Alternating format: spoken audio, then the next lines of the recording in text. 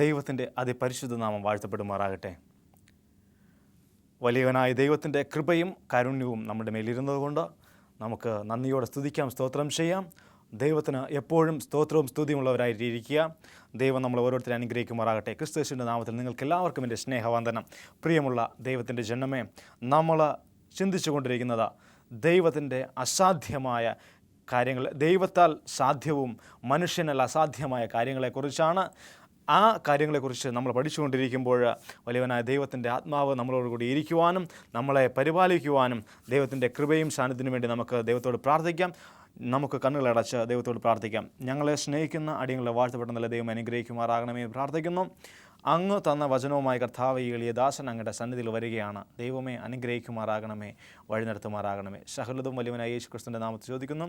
കൃപ തോന്നി പ്രാർത്ഥന കേൾക്കുന്ന പരമപിതാവേ, ആമേൻ. നമ്മൾ ചിന്തിക്കുന്ന സമയങ്ങളില്ല ദാനിയേലിൻ്റെ പുസ്തകത്തിൽ നമുക്ക് കാണുവാനും നമുക്ക് ചിന്തിക്കുവാനുമായിട്ടുള്ള ഒത്തിരി കാര്യങ്ങളുണ്ട്. ഒന്നാമത്തെ അധ്യായം തുടങ്ങുമ്പോൾ ദാനിയേലിനെയും ശദ്രക്കിനെയും മേശക്കിനെയും അബേദ്നഗോമിനെയൊക്കെ കൊണ്ടുവന്നിട്ട് അവർക്ക് ആഹാരം കൊടുക്കുന്ന കാര്യങ്ങളെക്കുറിച്ച് നമുക്ക് വായിച്ചറിയാൻ കഴിയുന്നു. ആഹാരം കൊടുക്കുക എന്ന് പറഞ്ഞാൽ മറ്റുള്ളവർ ഇറച്ചിയും മീനും അതുപോലുള്ള ഭക്ഷണങ്ങൾ കഴിക്കുന്ന സമയങ്ങളിൽ ദാനിയേലിൻ്റെ കൂട്ടുകാരും അവർ പച്ചക്കറിയും അതുപോലുള്ള സാധനങ്ങൾ ഉപയോഗിച്ച് അവർ വെജിറ്റേറിയൻ ഫുഡ്, സസ്യാഹാരം കഴിച്ച് അവരിയ്ക്കുന്ന ഒരു അവസ്ഥ നമുക്ക് കാണുവാൻ ഇടയാകുന്നു. അവിടെ പറയുന്നു അവർ ശാഖ പദാർത്ഥമാണ് കഴിച്ചതെന്ന് പറയുന്നു. അപ്പോൾ ഇവിടെ അവിടെയും അവരെ ദൈവം എന്തെന്ന് വലിയ ഒരു വഴിത്തിരിവിലേക്ക് കൊണ്ടുവരികയാണ്.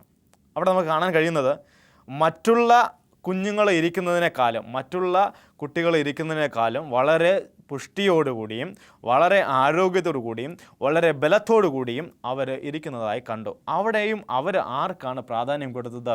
സ്വർഗത്തിലെ വലിയവനായ ദൈവത്തിനാണ് അവർ പ്രാധാന്യം കൊടുത്തത്. സ്വർഗത്തിലെ ദൈവത്തിന് പ്രാധാന്യം കൊടുത്ത മക്കൾക്ക് എന്ത് പ്രശ്നമുണ്ടായിരുന്നാലും അവിടെയെല്ലാം ദൈവം എന്ത് ചെയ്യും? ഇടപെടും. അപ്പോൾ ശദ്രക്കിനെയും മേശക്കിനെയും അബേദ്നഗോമിനെയും അവിടെ രക്ഷിച്ചു ദൈവം. അവിടെ ഷണ്ഡാധിപൻ പറയുന്നൊരു കാര്യമുണ്ട്. അയ്യോ, ഇനി രാജാവ് നിങ്ങളെ നോക്കുമ്പോൾ മറ്റുള്ള കുട്ടികളിൽ നിന്ന് നിങ്ങൾ മെലിഞ്ഞവരായിരിക്കുകയാണ് എങ്കിൽ കുറ്റം ആരുടെ നേരെ വരും?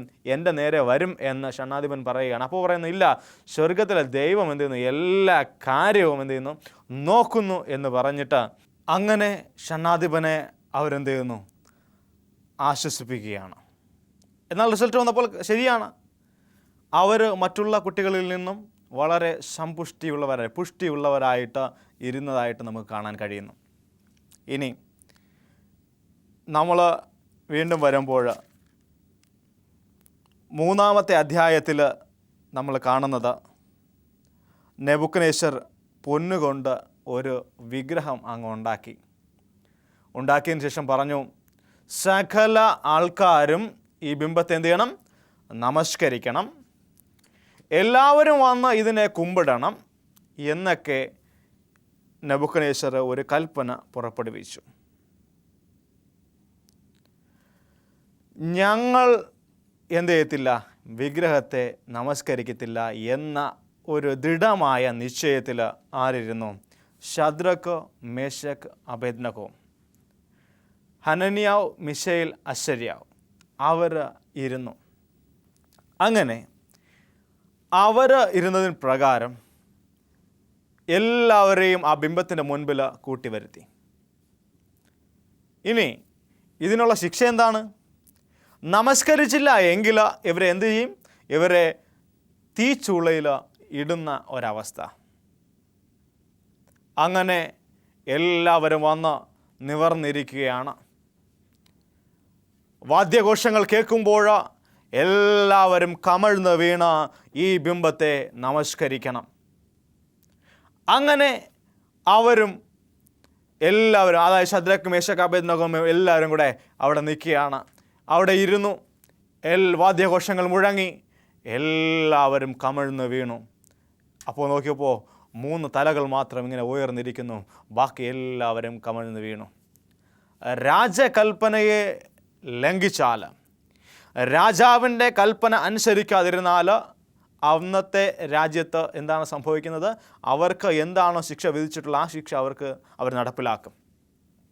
അന്ന് അവിടെ പറഞ്ഞത്, രാജാവിൻ്റെ കൽപ്പനയെ അനുസരിക്കാതെ ബിംബത്തെ നമസ്കരിക്കാതെ ആരെങ്കിലും ഇരുന്നാൽ അവൻ എന്ത് ചെയ്യും?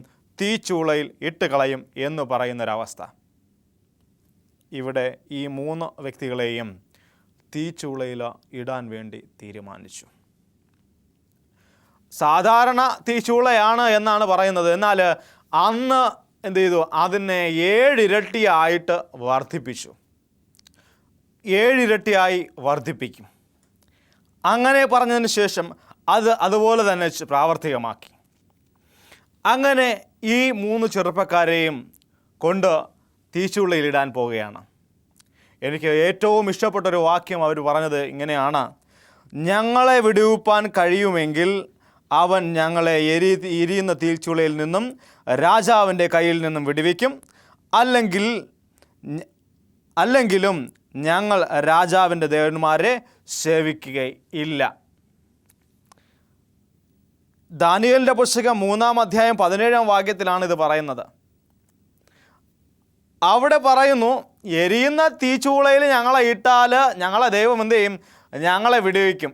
ഇല്ല എങ്കിലും നിൻ്റെ ദൈവത്തെ, അതായത് നെബൂഖദ്നേസർ രാജാവിൻ്റെ ദൈവത്തെ ഞങ്ങൾ എന്ത് ചെയ്യത്തില്ല? ആരാധിക്കത്തില്ല എന്ന് പറയാൻ മനസ്സ് ചങ്കുറപ്പ് കാണിക്കുന്ന 3 ചെറുപ്പക്കാരെയാണ് നമ്മളവിടെ കാണാൻ കഴിയുന്നത്.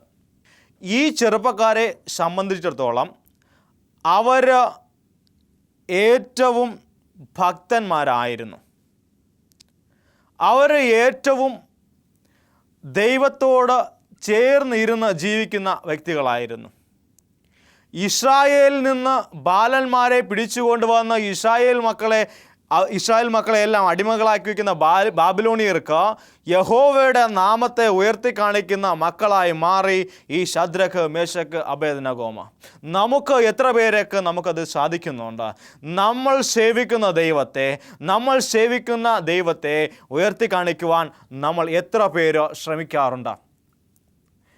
ഇവിടെ ശദ്രക്കും, മേശക്കും, അബേദ്നെഗോവും വിഗ്രഹാരാധികളായ ഒരു ജനസമൂഹത്തിന് മുൻപാകെ വലിയ ഒരു സാക്ഷിയായി നിൽക്കുകയാണ്. അവർ പറയുകയാണ്, ഞങ്ങളെ വിടുവിപ്പാൻ സ്വർഗത്തിലെ ദൈവം എന്താണ്? സജ്ജനാണ്. അവൻ എരിയുന്ന തീച്ചൂളയിൽ നിന്നും ഞങ്ങളെ രക്ഷിക്കും എന്ന് പറയുന്ന ദൈവത്തിൻ്റെ മക്കൾ. അതുപോലെ നിങ്ങൾക്ക് പറയുവാൻ കഴിയുമോ? നിങ്ങളുടെ ഏത് എരിയുന്ന പ്രശ്നത്തിൽ നിന്നും നിങ്ങളെ വിടുവിക്കുവാൻ സ്വർഗത്തിലെ ദൈവത്തിന് കഴിയുമെന്ന് നിങ്ങൾ ഇന്ന് വിശ്വസിക്കുകയാണ് എങ്കിൽ നിങ്ങളുടെ പ്രശ്നങ്ങൾക്ക് ഇന്ന് പരിഹാരം ലഭിക്കുമെന്നുള്ള കാര്യത്തിൽ യാതൊരു സംശയവുമില്ല. ഇവിടെ ദൈവത്തിൻ്റെ വചനം പറയുന്നു, ശദ്രക്കും, മേശക്കും, അബേദ്നെഗോവും അവർ യഹോവയെ ദൈവത്തിൽ പൂർണ്ണമായിട്ടും വിശ്വസിച്ചു. അതുകൊണ്ട് അവരുടെ ജീവിതത്തിൽ ഒന്നും സംഭവിച്ചില്ല എന്ന് നമുക്ക് തുടർന്ന് വായിക്കുമ്പോൾ നമുക്ക് കാണാൻ കഴിയുന്നു. അങ്ങനെ എരിയുന്ന തീച്ചൂളയിൽ ഇവരെ കൊണ്ട് ഇടുകയാണ്, വന്ന് എറിയുകയാണ്. എറിയുന്ന സമയത്ത് ഇവരെ കൊണ്ട് ഇടാൻ പോയവർ അതിൻ്റെ ചൂടേറ്റ് പൊള്ളലേറ്റ് മരിച്ചതായിട്ട് നമുക്ക് വേദപുസ്തകത്തിൽ നിന്ന് വായിച്ച് മനസ്സിലാക്കാൻ കഴിയുന്നു. അതായത് കൊണ്ടുപോകുന്ന മാത്രയിലെ ആൾക്കാർ വീണ് ചാകുന്നു. അവിടെ എന്നിട്ടും ഈ 3 ചെറുപ്പക്കാർ തീയിൽ ചെന്ന് വീണപ്പോൾ നമ്മൾ വെള്ളത്തിൽ തൂക്കിയിടും പോലെ അവർ വെള്ളത്തിൽ ചെന്ന് വീഴുന്നത് പോലെയാണ് അവർ വളരെ സുഖമായിട്ട് അവരവിടെ എണീറ്റ് നിൽക്കുന്നതായിട്ട് അവിടെ കാണുവാനിടയായി. കൊണ്ടുപോയ ആൾക്കാർ പകുതിയിൽ വെച്ച് തന്നെ അവരെ എടുത്തെറിയുന്ന മാത്രയിൽ തന്നെ അവർ വെന്ത് ഉരുകി മരിക്കുകയാണ്. എന്നെ കേൾക്കുന്ന എൻ്റെ ദൈവത്തിൻ്റെ ജനമേ, ഒരു കാര്യം മനസ്സിലാക്കുക. നീ എത്ര പാപിയായിരുന്നാലും ശരി തന്നെ, നീ ദൈവത്തെ അറിയുന്ന വ്യക്തിയാണ് എങ്കിൽ നിന്നെ തൊടുന്ന ശത്രുക്കളെയെല്ലാം വെന്തു മരിക്കുമെന്ന കാര്യത്തിൽ യാതൊരു സംശയമില്ല. ശത്രു നിന്നെ നോട്ടമിട്ടിട്ടുണ്ട് എങ്കിലും എൻ്റെ സ്വർഗത്തിലെ ദൈവം നിന്നെ പരിപാലിക്കും. അങ്ങനെ പരിപാലിക്കുന്നൊരു ദൈവത്തെയാണ് നീയും ഞാനും ആരാധിക്കുന്നത്. ശദ്രക്കിനെയും മേശക്കിനെയും അബേദ്നെഗോവിനെയും തീച്ചൂളയിൽ ഇട്ട മാത്രമേ അവരെ ശത്രുക്കളെ വെന്തു മരിച്ചു എങ്കിൽ നിന്റെയും എൻ്റെയും പ്രശ്നത്തിൻ്റെ നടുവിൽ എൻ്റെ സ്വർഗത്തിലെ ദൈവം പ്രവർത്തിക്കുകയും ചെയ്യും. നമ്മുടെ ശത്രുക്കളെ ദൈവം അതിന് വകവരുത്തുകയും ചെയ്യും എന്നുള്ള കാര്യത്തിൽ യാതൊരു സംശയമില്ല. സാത്താൻ നമ്മളെ തോൽപ്പിക്കുവാൻ വേണ്ടി പല തന്ത്രങ്ങളും മേയും. അങ്ങനെ അവൻ്റെ തന്ത്രങ്ങളിൽ നമ്മൾ എന്ത് ചെയ്യാൻ പാടില്ല, അകപ്പെടുവാൻ പാടില്ല. ഇവിടെ പകുതി വഴിയിൽ വെച്ച് തന്നെ അവൻ്റെ കൊണ്ടിട്ട് ആൾക്കാർ മരിക്കുകയാണ്, അവർ വെന്ത് മരിക്കുകയാണ്. അത് കഴിഞ്ഞിട്ട് വീണ്ടും നമ്മൾ മുന്നോട്ട് പോകുന്ന സമയങ്ങളിൽ അവിടെ അവരെ രക്ഷിക്കുവാൻ വേണ്ടി നെബൂഖദ്നേസർ രാജാവ് നോക്കുകയാണ്. ഇവർ തീയിൽ കിടന്ന് വെന്ത് ഉരുകി മരിക്കുന്നത് കാണുന്ന ആ ഒരു വാഞ്ചയിൽ പുള്ളിക്കാരൻ നോക്കുകയാണ്. നോക്കുന്ന സമയത്ത് എന്താണ്, അവർ തീച്ചൂളയിൽ കിടന്ന് നൃത്തം ചെയ്യുന്നതായിട്ട് നമുക്ക് കാണാൻ കഴിയുന്നു. ഹല്ലേലൂയ! അവർ തീച്ചൂളയിൽ കിടന്നുകൊണ്ട് നൃത്തം ചെയ്യുകയാണ്. നൃത്തം ചെയ്യുമ്പോൾ അവിടെ 3 പേരെ ഇട്ടെങ്കിൽ ഒരാളും കൂടെ എക്സ്ട്രാ നിന്ന് അവരെന്താണ്, അവർ നൃത്തം ചെയ്യുകയാണ്. നെബൂഖദ്നേസർ രാജാവ് ഇത് കണ്ടിട്ട് പറയുകയാണ്, അയ്യോ, സ്വർഗത്തിലെ ദൈവത്തിൻ്റെ പുത്രന്മാരായ ശദ്രക്കേ, മേശക്കേ, അബേദ്നെഗോമേ, നിങ്ങൾ ഇറങ്ങി വരൂ എന്ന് അവരെ വിളിക്കുന്നൊരവസ്ഥ. അവൻ പറയുന്നു, ഇത് ദൈവപുരുഷൻ തന്നെ എന്ന് ശത്രുവിൻ്റെ വായ് കൊണ്ട് പറയിക്കുന്നൊരു ദൈവം. നെബൂഖദ്നേസർ രാജാവ് പറയുകയാണ്, അവരെ 4ാമത് നിൽക്കുന്നത് വേറെ ആരുമില്ല, അത് സ്വർഗത്തിലെ ദൈവത്തിൻ്റെ പുരുഷൻ തന്നെ എന്ന് പറയിക്കുന്ന അവസ്ഥ. അതുകൊണ്ട് എന്നെ കേൾക്കുന്ന ദൈവത്തിൻ്റെ ജനം, നീ എരിയുന്ന തീച്ചൂളയിൽ നിൽക്കുമ്പോഴും നീ കർത്താവായ യേശുക്രിസ്തുവിനെ വിശ്വസിക്കുന്നു എങ്കിൽ, കർത്താവായ ദൈവത്തെ ആരാധിക്കുന്നുണ്ട് എങ്കിൽ, നിന്നെ അവിടെ നിന്നും നൃത്തം ചെയ്യിപ്പിക്കുന്ന ദൈവത്തെയാണ് നിങ്ങൾ ആരാധിക്കുന്നത്. എരിയുന്ന തീച്ചൂളയിൽ ശദ്രക്കിനെയും മെശക്കിൻ്റെയും കൂടെ ദൈവം നൃത്തം ചെയ്തു എങ്കിൽ നമ്മുടെ പ്രശ്നങ്ങൾക്ക് നടുവിൽ നമ്മളെയും വലിയവനായി ദൈവം വിടുവിക്കുമെന്നുള്ള കാര്യത്തിൽ യാതൊരു സംശയമില്ല. അസാധ്യങ്ങളെ സാധ്യമാക്കുന്ന ദൈവം. തീ എന്ന് പറഞ്ഞാൽ മനുഷ്യൻ്റെ നാശത്തെയാണ് അത് കാണിക്കുന്നത്. തീ എന്ന് പറഞ്ഞാൽ തീ പൊള്ളലേറ്റ് കഴിഞ്ഞാൽ അവൻ എന്ത് ചെയ്യും, വെന്തു മരിക്കും. ഈ ഇടയ്ക്ക് തന്നെ നമ്മൾ ഇവിടെ കേരളത്തിൽ സംഭവിച്ചതാണ്. കണ്ണൂർ ജില്ലയിൽ ഒരു ടാങ്കർ പൊട്ടിത്തെറിച്ചു. എത്ര പേരാ മരിച്ചേ? അവരൊരു ആഘോഷത്തിൽ പങ്കെടുക്കുവാനിരിക്കുകയായിരുന്നു. ഈ ആഘോഷത്തിൽ പങ്കെടുക്കാനിരിക്കുന്ന ആൾക്കാരുടെ മധ്യേ അപ്രതീക്ഷിതമായി ആണ് ഈ ടാങ്കർ ലോറി വന്ന് എത്രയോ കുടുംബങ്ങൾ അനാഥമായി പോയി. എത്രയോ കുടുംബങ്ങൾ വളരെ പൊള്ളലേറ്റ് വളരെ ആ മരണത്തോട് മല്ലടിച്ചു കൊണ്ടിരിക്കുന്നു. വീടുകളിൽ ആൾക്കാരെ കൊണ്ടുവന്നപ്പോൾ വാങ്ങിക്കുവാൻ ആൾക്കാരില്ല. അവിടെ എല്ലാവരും, ഒരു കുടുംബത്തിലുള്ള ഏകദേശം ആൾക്കാരും, ഏകദേശം 45ഓളം കുടുംബങ്ങൾ അവിടെ ഈ ടാങ്കർ പൊട്ടിത്തെറിയിൽ അവർ പൊള്ളലേറ്റ് മരിക്കുവാനിടയായി. എന്നെ കേൾക്കുന്ന എൻ്റെ പ്രിയ ദൈവത്തിൻ്റെ ജനമേ, നമ്മളെല്ലാം ദൈവം എന്തേരിക്കുകയാണ്, കാത്ത് പരിപാലിച്ചിരിക്കുകയാണ്. നമ്മൾ അപ്രതീക്ഷിതമായിരിക്കും, നമ്മൾ പ്രതീക്ഷിക്കാത്ത സമയങ്ങളിൽ അപ്രതീക്ഷിതമായി സംഭവിക്കുന്ന ഓരോ കാര്യങ്ങൾ ചിലപ്പോൾ നമ്മളെ ജീവന് വരെ ആപത്തുണ്ടായിരുന്നേക്കാം. പക്ഷെ ആ സാഹചര്യങ്ങളെല്ലാം വലിയ ദൈവം നമ്മളെ വിളിച്ച് വേർതിരിച്ച് എടുക്കുന്ന കൃപയ്ക്ക് നമുക്ക് നന്ദിയോടെ സ്തുതിക്കാം, സ്തോത്രം ചെയ്യാം. എരിയുന്ന തീച്ചുളയിൽ നിന്ന് ശദ്രക്കിനെയും മേശക്കിനെയും അബേദ്നെഗോവിനെയും കൈപിടിച്ച് ഉയർത്തിയ ദൈവം. അതുകൊണ്ട് നമ്മളും പൂർണ്ണമായിട്ടും ദൈവത്തിൽ വിശ്വസിച്ചുകൊണ്ട് മുന്നോട്ട് പോകുക. ശദ്രക്, മേശക്, അബേദ്നെഗോ അവർ തീച്ചൂളയിൽ നിന്ന് നൃത്തം ചെയ്തു. അതുപോലെ തന്നെ നമ്മൾ 6-ാം അധ്യായം വായിക്കുമ്പോൾ ദാനിയേലിന് ഇതുപോലൊരു സംഭവം ഉണ്ടാകുന്നുണ്ട്. ദാനിയേലിനെ പിടിച്ച് എവിടെ ഇടുകയാണ്? സിംഹത്തിൻ്റെ കൂട്ടിനകത്തിടുകയാണ്. പക്ഷെ സിംഹത്തിൻ്റെ കൂട്ടിനകത്തിട്ടപ്പോൾ സിംഹം മനുഷ്യനെ കണ്ടാൽ തലോടിയാണോ വിടുന്നത്? അല്ല, സിംഹം മനുഷ്യനെ കണ്ടാൽ കടിച്ച് കീറുകയാണ്.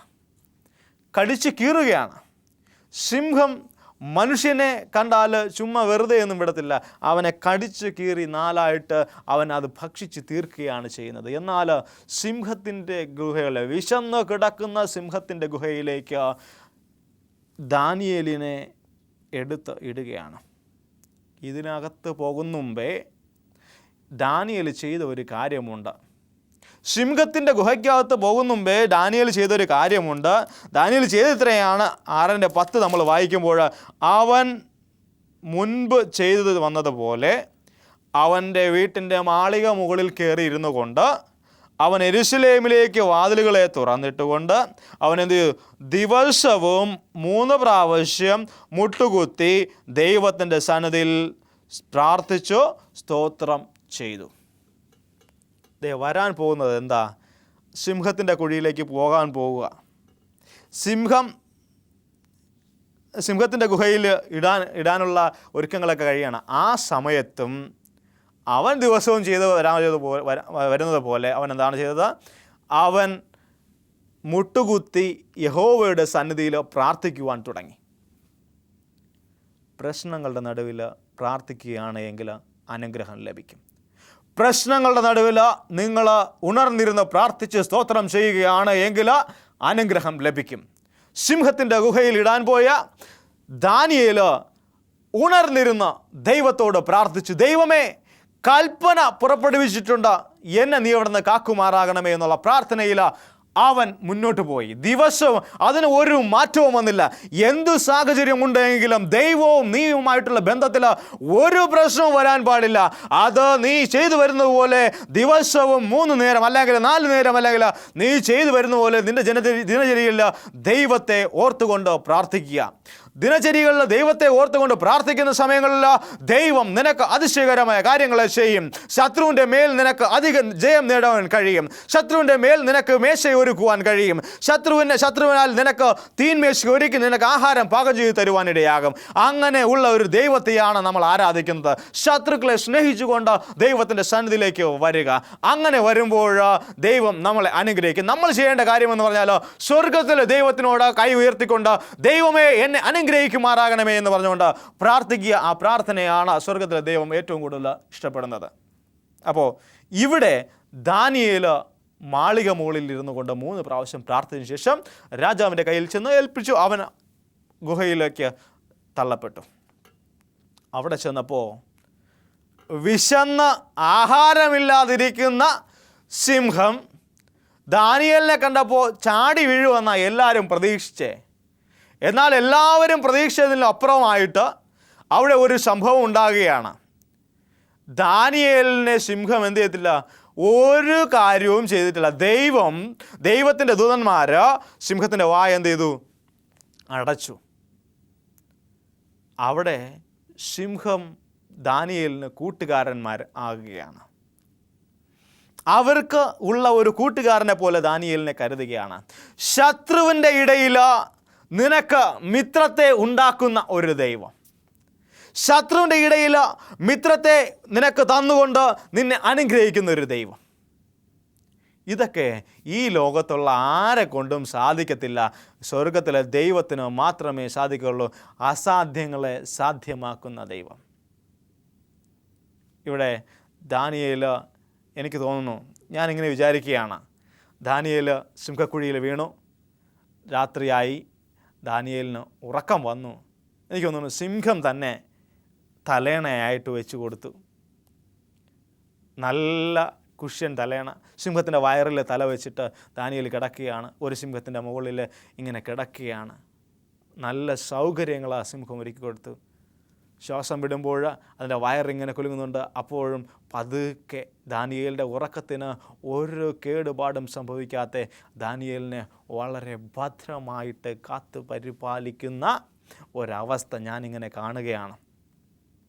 ഒന്ന് ചിന്തിച്ച് നോക്കിയാട്ടെ, എത്ര മനോഹരമായിരിക്കുമെന്ന്. സിംഹത്തിൻ്റെ കൂട്ടിൽ കിടന്നുകൊണ്ട് വളരെ സുഖമായിട്ട് ഉറങ്ങുന്ന ദാനിയേൽ. ആ ഒരു കാര്യത്തെക്കുറിച്ച് ചിന്തിക്കുമ്പോൾ വളരെയധികം സന്തോഷം തോന്നുകയാണ്. കാരണം സ്വർഗത്തിലെ ദൈവത്തിൻ്റെ പ്രവർത്തികളെന്ന് പറഞ്ഞാൽ മനുഷ്യനാൽ വർണ്ണിക്കുവാൻ പറ്റാത്ത കാര്യങ്ങളെയാണ് എൻ്റെ ദൈവം ചെയ്ത് തരുന്നത്. അങ്ങനെ വിശ്വസിച്ചുകൊണ്ട് ദൈവത്തിൻ്റെ സന്നിധിയിൽ വരികയാണ് എങ്കിൽ ദൈവം പൂർണ്ണമായിട്ട് നിങ്ങളെ അനുഗ്രഹിക്കുമെന്നുള്ള കാര്യത്തിൽ യാതൊരു സംശയമില്ല. എന്നെ കേൾക്കുന്ന ദൈവത്തിൻ്റെ ജനമേ, ഇന്നു മുതൽ ഒരു തീരുമാനമെടുക്കുക. നിൻ്റെ ദൈവമെന്ന് പറയുന്നത് ശത്രുക്കളുടെ ഇടയിൽ നിനക്ക് ജയം നേടിത്തരുന്ന ഒരു ദൈവം. ശത്രുക്കളാണ് ചുറ്റും, എനിക്കൊന്നും ചെയ്യാൻ പറ്റുന്നില്ല, അയ്യോ എൻ്റെ ജീവിതം ഇവിടെ അവസാനിച്ചിരിക്കുകയാണ്, കാരണം എന്നെ ഒരു വിധത്തിലും ജീവിക്കുവാൻ അനുവദിക്കാത്ത വിധം അവൻ എന്നെ ചുറ്റി പിണഞ്ഞിരിക്കുകയാണ് എന്ന് പറഞ്ഞായിരുന്നാൽ നീ ഒരു കാര്യം മനസ്സിലാക്കുക, നിന്റെ ദൈവത്തെ നീ പൂർണ്ണമായിട്ടും ആശ്രയിക്കുന്നില്ല. നിന്റെ ദൈവത്തെ പൂർണ്ണമായിട്ടും നീ ആശ്രയിക്കുമ്പോൾ നിന്റെ സകല പ്രശ്നങ്ങൾക്കും അവൻ പരിഹാരം തരുമെന്നുള്ള കാര്യത്തിൽ യാതൊരു സംശയവുമില്ല. എന്നെ കേൾക്കുന്ന പ്രിയ ദൈവത്തിൻ്റെ ജനമേ, ഉണർന്നിരുന്ന് പ്രാർത്ഥിക്കുക. അങ്ങനെ പ്രാർത്ഥിക്കുമ്പോൾ ദൈവം നമ്മുടെ പ്രാർത്ഥന കേൾക്കും. ദാനിയേൽ ചെയ്തതുപോലെ പ്രതിസന്ധികളുടെ നടുവിൽ ദൈവത്തെ മറന്നുകൊണ്ട് ജീവിക്കാതെ, പ്രതിസന്ധികളുടെ നടുവിൽ ദൈവത്തെ ഉറക്കെ വിളിച്ചുകൊണ്ട് ജീവിക്കുക. അങ്ങനെ ജീവിച്ചാൽ നമുക്ക് വൻ കാര്യങ്ങളെ നേടുവാൻ കഴിയും. എൻ്റെ ദൈവത്തിൻ്റെ അദൃശ്യമായ കരം എപ്പോഴും നിങ്ങളുടെ കൂടെ ഉണ്ടാകും. ശദ്രക്കിനെയും മേശക്കിനെയും അബേദ്നെഗോവിനെയും തീയിൽ നിന്ന് വിടുവിച്ച ദൈവം, ദാനിയേലിനെ സിംഹത്തിൻ്റെ കുഴിയിൽ നിന്ന് വിടുവിച്ച ദൈവം ഇന്നും ശക്തനാണ് നിങ്ങളെയും ഇതുപോലുള്ള പ്രതിസന്ധികളിൽ നിന്ന് വിടുവിക്കുവാൻ. അതുകൊണ്ട് ഒരു കാര്യം മാത്രം നിങ്ങളടുത്ത് ഞാൻ പറയുകയാണ്, എൻ്റെ ദൈവത്തെ, അതായത് സ്വർഗത്തിനും ഭൂമിക്കും അധികാരമുള്ള, സ്വർഗത്തിൽ അധിവസിക്കുന്ന യഹോവയായ ദൈവത്തെ ക്രിസ്തയേശുവിൻ നാമത്തിൽ നിങ്ങളെന്ത് ആരാധിക്കുക. യേശുക്രിസ്തുവിൻ അദ്ദേഹത്തിൻ്റെ രക്തത്താൽ, യേശുക്രിസ്തുവിൻ്റെ രക്തത്താൽ നമ്മളെ വീണ്ടെടുത്തു. യേശുക്രിസ്തുവിൻ്റെ രക്തത്താൽ നമ്മളെ വീണ്ടെടുത്തു, നമ്മളെ പാപത്തിൽ നിന്ന് മോചിപ്പിച്ചു. അങ്ങനെ ഇന്ന് പാപരഹിതമായ ഒരു ജീവിതം നമ്മൾ നയിക്കുകയാണ് എങ്കിൽ സ്വർഗ്ഗത്തിൽ ദൈവം നമ്മളെ അനുഗ്രഹിക്കും. അതുകൊണ്ട് എന്നെ കേൾക്കുന്ന ദൈവത്തിൻ്റെ ജനമേ, ഒരു ഉറച്ച തീരുമാനത്തിലേക്ക് എത്തിച്ചേരുക. ഏത് പ്രതിസന്ധിയിലും എന്നെ സഹായിക്കുവാൻ എൻ്റെ ദൈവം കൂടെയുണ്ട്. ദൈവത്തിൻ്റെ അദൃശ്യമായ കരം ശദ്രക്കിൻ്റെയും മേശക്കിൻ്റെയും അബേദ്നെഗോവിൻ്റെയും കൂടെ ഇരുന്നത് കാരണം അവർക്ക് ജീവിതത്തിൽ വിജയം നേടുവാൻ കഴിഞ്ഞു. മറ്റുള്ളവരുടെ മുൻപിൽ വലിയൊരു സാക്ഷിയാകുവാൻ കഴിഞ്ഞു. അതുപോലെ ദാനിയേലിൻ്റെ ജീവിതത്തിലും ദാനിയേലിന് സംഭവിച്ച കാര്യങ്ങൾ, ദാനിയേലിനെ സിംഹക്കുഴിയിൽ നിന്ന് ദൈവം വിളിച്ചു വേർതിരിച്ചു. അതോടെ നെബൂഖദ്നേസർ രാജാവിനും ഒരു മാനസാന്തരത്തിൻ്റെ അനുഭവം ഉണ്ടായി. നമ്മളുടെ ജീവിതത്തിലൂടെ മറ്റുള്ളവർക്കും ഒരു മാനസാന്തരത്തിൻ്റെ അനുഭവത്തിലൂടെ അവരെ ജീവിക്കാൻ നമ്മൾ പ്രേരിപ്പിക്കുകയാണ് എങ്കിൽ നമുക്കും അനുഗ്രഹം ലഭിക്കുമെന്നുള്ള കാര്യത്തിൽ യാതൊരു സംശയമില്ല. എല്ലാവരും പറയുക, നമ്മുടെ ദൈവത്താൽ അസാധ്യമായ കാര്യങ്ങൾ ഒന്നുമില്ല, അസാധ്യങ്ങളെ സാധ്യമാക്കുന്ന കാര്യം ദൈവം. അതുകൊണ്ട് എന്നെ കേൾക്കുന്ന ദൈവത്തിൻ്റെ ജനമേ, പൂർണ്ണമായിട്ടും എൻ്റെ ദൈവത്തിൽ ആശ്രയിക്കുക. ദൈവം നിങ്ങളെ അനുഗ്രഹിക്കുമാറാകട്ടെ. നമുക്ക് പ്രാർത്ഥിക്കാം. ഒരുമിച്ച് എല്ലാവർക്കും ചേർന്നിരുന്നു കൊണ്ട് പ്രാർത്ഥിക്കാം. ഞങ്ങളെ അളവുകൂടാ സ്നേഹിക്കുന്ന അടിയങ്ങളെ വാഴ്ത്തപ്പെടുന്ന നല്ല ദൈവം അനുഗ്രഹിക്കുമാറാകണമെന്ന് പ്രാർത്ഥിക്കുന്നു. യേശുവേ, പ്രിയ ജനങ്ങളുമായ കർത്താവായിട്ട് ഞങ്ങൾ അങ്ങനെ സന്നിധിയിൽ വരികയാണ്. ഈ മാതാവ്, ഈ പിതാവ്, ഈ സഹോദരൻ, ഈ സഹോദരി, അതുപോലെ ഈ മാതാവ് എല്ലാവരെയും അങ്ങ് അനുഗ്രഹിക്കുമാറാകണമെന്ന് പ്രാർത്ഥിക്കുന്നു. അവരുടെ കാര്യങ്ങളെല്ലാം കൂടെ ഇരിക്കുമാറാകണമേ. എൻ്റെ ദൈവമേ, അവരുടെ പ്രയാസങ്ങളിൽ ദുഃഖങ്ങളിൽ നിന്ന് അവരെ വിടുവിക്കുമാറാകണമേ. സകലവും മാനവും മഹത്വം അങ്ങെടുക്കണം. സകലതും വലിയവനായ യേശുക്രിസ്തുവിന്റെ നാമത്തിൽ ചോദിക്കുന്നു. കൃപ തോന്നി പ്രാർത്ഥന കേൾക്കണോ എൻ്റെ പരമപിതാവേ. ആമേൻ.